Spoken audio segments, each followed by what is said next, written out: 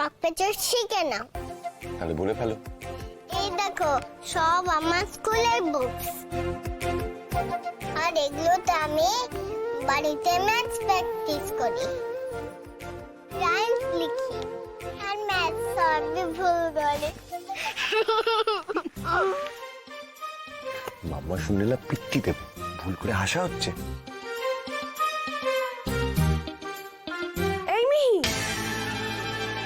রাত দুপুরে এসব ছড়িয়ে তুই কি করছিস বলতো? ইম্পর্টেন্ট কাজ মাম্মা, ভালো লোককে পাপা বানাচ্ছি।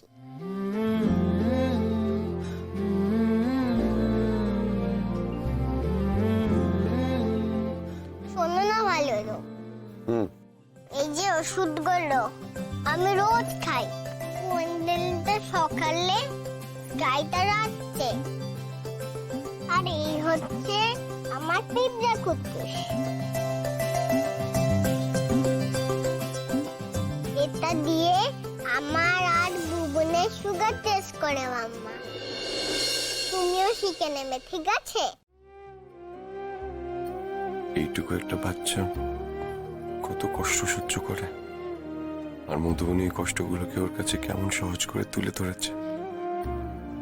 আমিও যেন ওদের এতটাই সহজভাবে ভালো রাখতে পারি। কি গো পাপা, যে এবার দায়িত্ব নিতে পারবে তো মিহি? অনেক রাত হয়েছে মামা, এবার ঘুমোতে দাও তোমার ভালো লোককে। না না, কিছুতেই না। আমার গোটা লাইফে আমি প্রথমবার পাপাকে পেয়েছি। আজকে আমি সব বোঝাবো ওকে। বাবা রে, দুহাত মেয়ের তরবার গোটা লাইফ।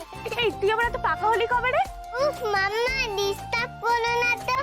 বলো না, তুমি মিলে সব দায়িত্ব নিতে পারবে তো মিহির? পারবো।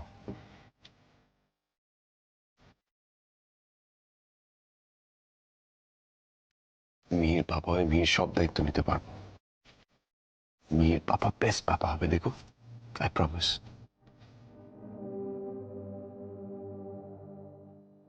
আর পাপার সব দায়িত্ব মিহির। টিফিন প্যাক করা, অফিসে ব্যাগ গোছানো, আর কি কি লাগবে বলো তো তোমার?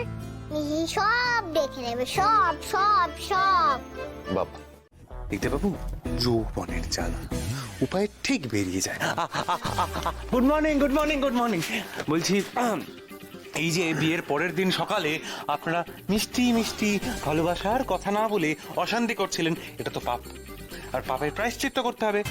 প্রায়শ্চিত্ত করার জন্য আপনাদের যেটা করতে হবে সেটা হচ্ছে হলো মিষ্টি খেতে হবে, রসের টইটম্বুর মিষ্টি।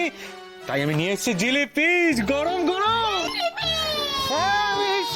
Good morning. জিলিপি ভূত কোথায়?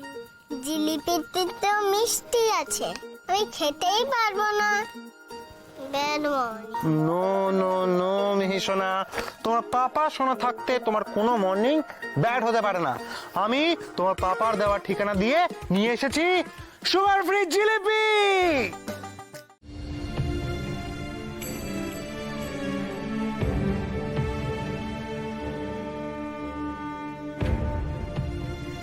কি হলো, খাচ্ছ না কেন? খাও, খেয়ে তো ওষুধ খেতে হবে, তারপর অফিস যেতে হবে। এখন তো সবকিছু তোমাকেই সামলাতে হবে। কেন? রিক দাদু ভাই তো।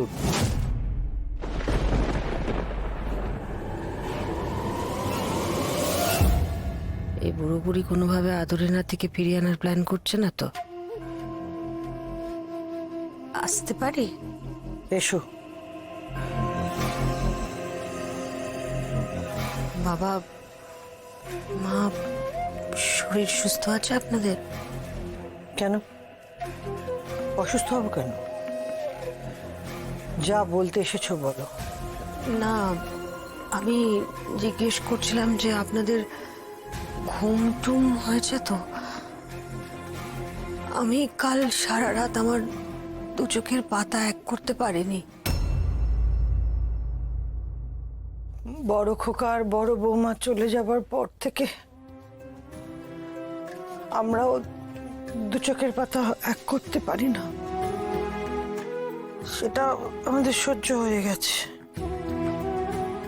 কারণ ওদের চলে যাওয়াটা মেনে নেওয়া ছাড়া তো আমাদের আর কোনো উপায় ছিল না। আজ যখন রিক আমাদের সঙ্গে সমস্ত সম্পর্ক ত্যাগ করে চলে গেল, তখন তখন সেটাও মেনে নিতে হচ্ছে। আমাদের কোনো অসুবিধা হচ্ছে না।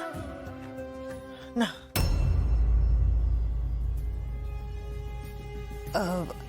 আমি ঘরে ঢোকার সময় আমরা কিছুতেই মেনে নিতে পারছি না। তাতে যদি বুকে পাথর রেখে একটা বড় স্যাক্রিফাইস আমাদের করতে হচ্ছে। কুশল, তুমি যদি তোমার বাবা মাকে গিয়ে কথাটা বলতে গেলে ওনারাও মেনে নিতে পারতেন না। আপনি মুখে এটা বলছেন ঠিক, কিন্তু কষ্টে আপনার বুকটা ফেটেই যাচ্ছে। কুশল, আমি তোমার রেজিগনেশন অ্যাকসেপ্ট করবো না। আমি তোমার রেজিগনেশন তো প্লিজ প্লিজ আমায় ছেড়ে দিন। এই অফিসটা আমি অনেক কিছু হারিয়েছি। প্রথমে স্নেহা, তারপর আমার সব থেকে কাছের বন্ধুটা। এই অফিসে আমার আর কিছুই আপন নেই, কেউ নেই। আমার রিককে ছাড়া অফিসে আমার ভালো লাগছে না, প্রচন্ড কষ্ট হচ্ছে। আমি জানি আপনারও কষ্ট হচ্ছে, আপনি সেটা অ্যাকসেপ্ট করেছেন, আমি পারলাম না। প্লিজ ছেড়ে দিন প্লিজ। এই সবকিছু আমার জন্য হয়েছে কুশল, সবকিছু আমার জন্য।